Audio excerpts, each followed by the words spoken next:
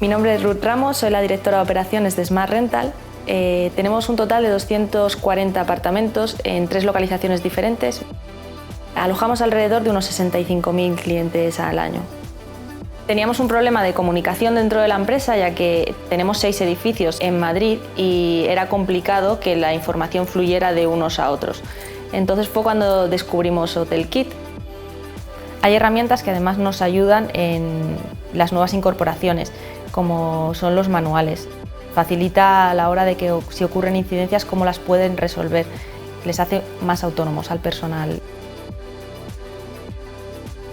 Gracias a HotelKit puedo supervisar todas las incidencias, peticiones de clientes, asegurarme que los clientes se puedan sentir como en casa y que tengan la mejor experiencia con nosotros. Una de las grandes ventajas de HotelKit es que con solo un par de clics se pueden crear y registrar solicitudes de huéspedes que se asignarán automáticamente al departamento correspondiente. Cuando un cliente requiere, por ejemplo, una almohada extra, la petición se resolverá de manera más rápida y eficaz.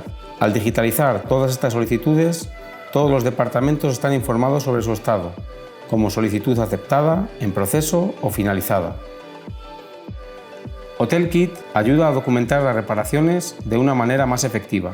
Cuando algo se rompe, se crea una orden de reparación directa y fácilmente, en la cual, además, se puede adjuntar una foto rápidamente, antes de enviársela a la persona encargada, quien recibirá una notificación independientemente de dónde se encuentre, para empezar a trabajar en ello.